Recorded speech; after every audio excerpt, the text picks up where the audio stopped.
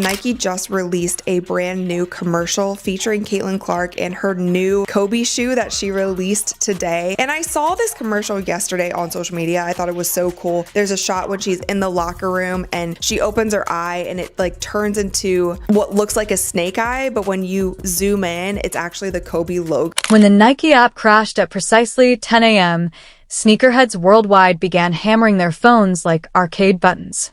It was not a bug in the program. It was the real-time explosion of the Caitlyn Clark effect. In 60 seconds, 13,000 pairs of a Kobe-stamped player edition vanished, transforming resale websites into Vegas slot machines and checkout displays into tombstones. If you appreciate this content, consider giving this video a like and subscribing to the channel. Believe it or not, more than 85% of viewers haven't subscribed yet. It's free and only takes a second, but it means the world to us. So, did you subscribe already? Great. Thank you so much for your support. Now back to the video. That Nike stocked about 14,000 of these, and that is an unconfirmed report, but they sold out in less than a minute. If that's any indication of what a Caitlyn Clark signature shoe will do, I think Nike better continue to get on it and get ready to launch this brand. A'ja Wilson's carefully crafted trademark phrase, meanwhile, was sitting a few tabs away like a courteously disregarded RSVP. Greetings from the largest corporate course adjustment. The narrative is more compelling than a summer film, and the swoosh is crafted in decades. Nike pumped marketing riches into Wilson's brand for 2 years in a row. We are talking about unique logos and color schemes that tell a narrative. Commercials directed by Malia Obama received the royal treatment. The objective was quite obvious. Let the sales come in as you crown A'ja the future queen of women's hoops. It made sense on paper. Olympic champion, two-time MVP, and charismatic for days. However, there was a little issue. Caitlyn Clark was setting NCAA record books on fire like post-game confetti as Nike was busy writing Wilson's hero's journey. SportsCenter had to repeat each of the 3 logo ranges. Every remark from a press conference generated 1,000 tweets. Her mere presence increases TV ratings and triples concession lines, making her a walking highlight reel. The market took note. Not so much Nike. Nike finally delivers Caitlyn Clark PE. Is this the first Caitlyn Clark exclusive Nike commercial since she's entered the WNBA? I know she's made a cameo here. She's made a cameo there. She was featured as part of this rollout here, featured as part of this rollout there. But is this our first official Caitlyn Clark solo commercial since she has joined the WNBA? Draft night arrives. Despite signing an 8-year, $28 million endorsement deal, Clark has yet to produce a single shoe. Rather, she wears recycled Kobe 5s. Just performance, no personalized narrative, no unique brand. However, even before Wilson's handmade masterpieces were on the shelf, those hand-me-downs were outperforming them. Seeing a garage band outsell a big performance was similar to that. This band was the only one with backing vocals from a whole state. In only Clark senior season, Iowa saw an increase of $82 million. I just felt like across the board, this commercial was a 10 for 10. And a lot of people have been getting on Nike because they don't feel like they have been promoting Caitlyn as much as they should. But I will say we have to give credit where credit is due. I feel like in the past month or so, they have been tweeting about Caitlyn more. And then obviously with this shoe release, they made this super sick commercial to promote it. At last, Nike blinked.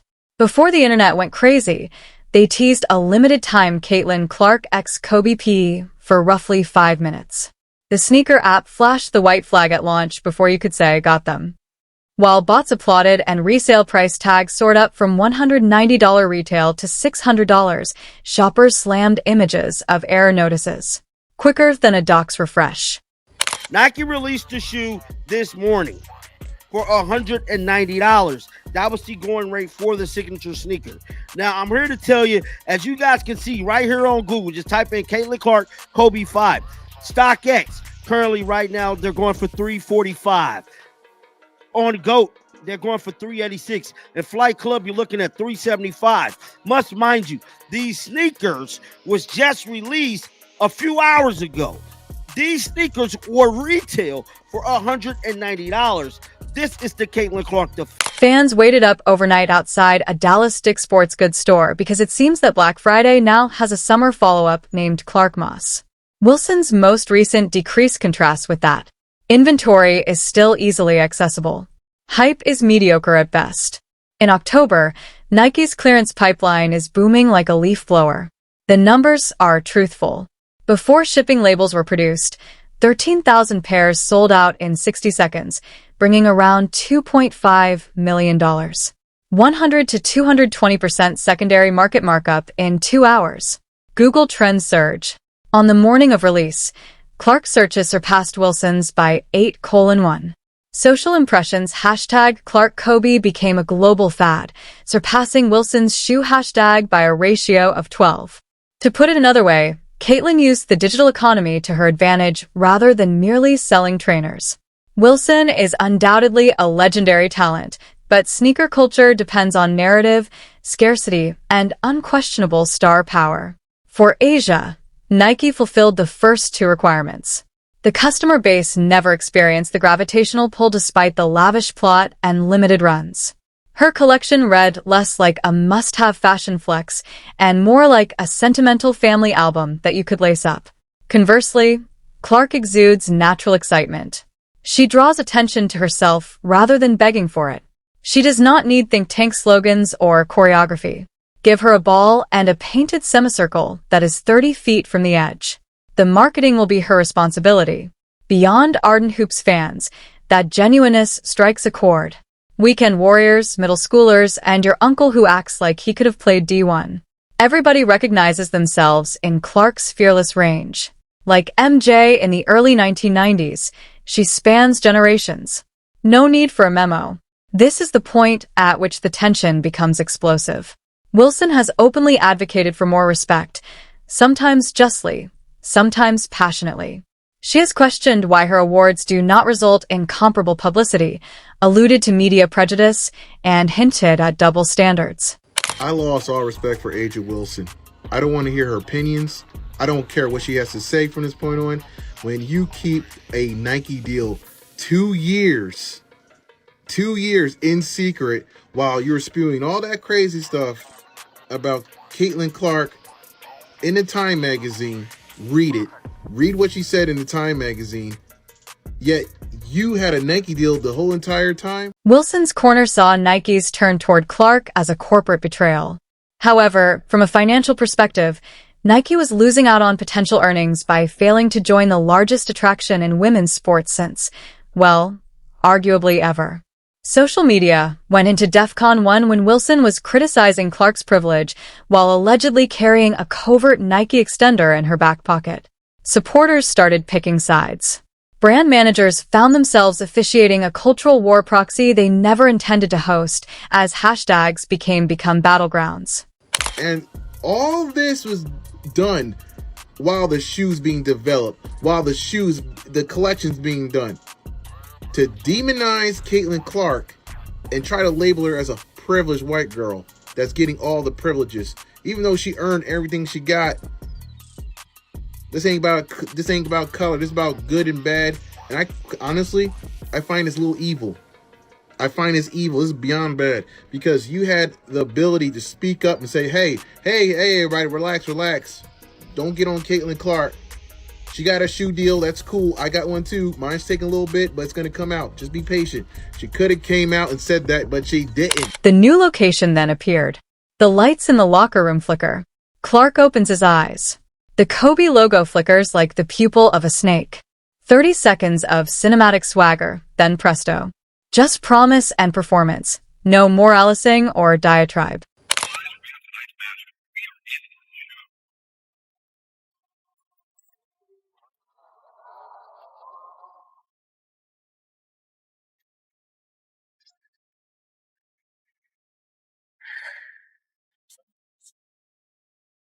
Bouncing, cutting, shot.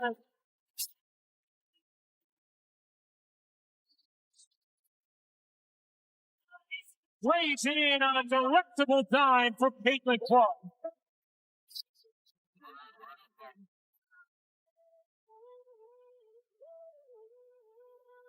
Overnight, it received millions of views. Sneaker bloggers gave it a perfect score.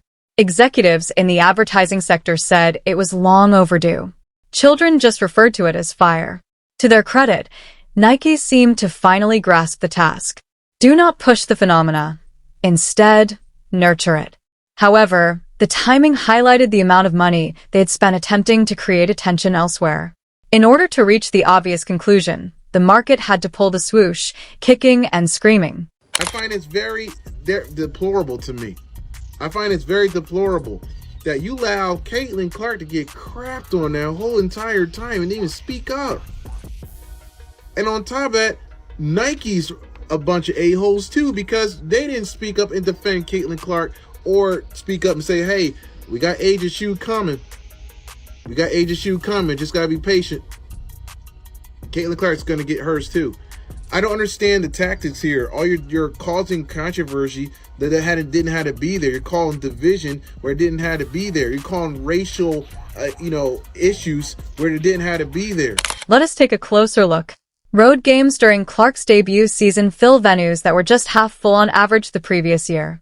When her name appeared on the marquee, TV viewership increased by more than 200%. Local pubs host Clark watch parties in rival cities. That is the distinction between statistics and narrative. Wilson's CV shines. Gold medals, rings, and MVP awards aside, Clark's story grows every 48 minutes she spends on the court. So it's finally here. Caitlyn Clark sneakers from Nike is finally dropping. She was signed to them last year, and the sneakers is a year late in my opinion, but nonetheless I'm excited because these sneakers is finally coming out. But what does annoy me a little bit is that this is a collaboration with Kobe. Now, Kobe, respect to Kobe, the legend, rest in peace, great basketball player. But in my opinion, Caitlyn Clark is a big enough star and she's creating her own legacy. So I feel like, at least for her first sneaker, it shouldn't be a collaboration with any other player, dead or alive, in my opinion.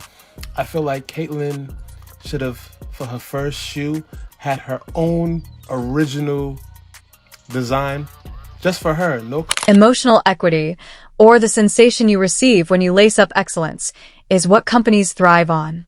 At a rate not seen since the Jordan 90s, Clark turns that emotion into trades. Wilson's statement, on the other hand, is more appealing to a specialized audience that supports representation. Yes, it is important. Scalable, although not at quite the same speed.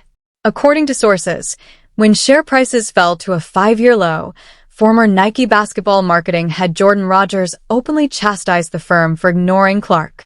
Imagine having the most influential player in sports remain underutilized on your own squad as you watch your alternatives disappear. It is like watering the grass instead of finding oil in your garden. Exact now uses server stress tests powered by CC as KPIs. Translation: when the iconic shoe eventually drops, make sure we do not collapse. The pivot is a wager that Clark's ceiling is very high, as well as an acknowledgement of previous misreads. It seems sense that Wilson is not overjoyed. She has tweeted cryptic statements about respect, escalated criticism, portrayed Clark as affluent, and observed the public's disapproval. The controversy even portrayed Nike as culpable in sowing discord by remaining mute. In a different world, patience, friends, a press release, and the players' impending autographs might have allayed the strain. Rather, hot take napalm filled the Hoover. What does Wilson's line stand to gain from this? It will sell to ardent. The mainstream wave has already selected its tide, notwithstanding Ace's followers, collectors, and defenders of her cause. Instead of following Clark's escape train, Wilson could be better off focusing on her strengths, defense, charm, leadership, and carving out a unique route. Genuineness surpasses algorithms in sales. If the athlete's aura is inorganic, the customer will detect it even if you A/B test 1,000 taglines. Scarcity is still in charge. 6 mediocre drops with limitless supply are inferior than 1 restricted drop that wrecks servers.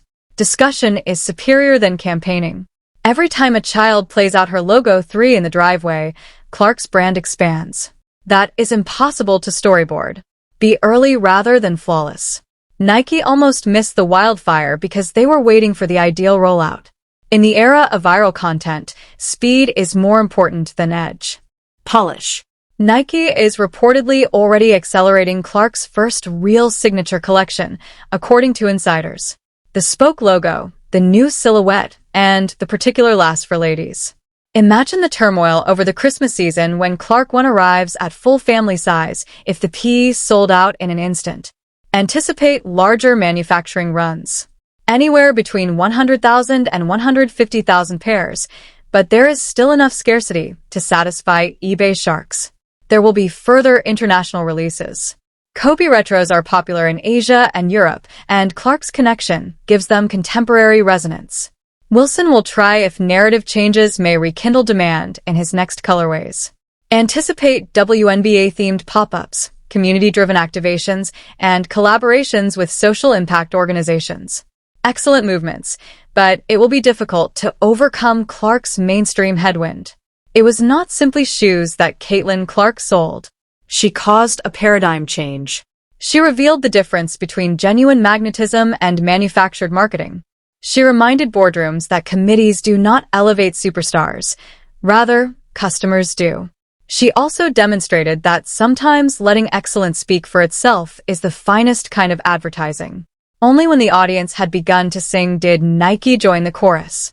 The issue now is whether they will keep up with the hymn that they unintentionally silenced for far too long or return to corporate deafness while another brand takes advantage of the situation. There is little doubt that everyone will simultaneously refresh their browsers the next time Clark puts on his shoes. Additionally, the goal is evident if you support A.A. Wilson. Make fuel out of the noise.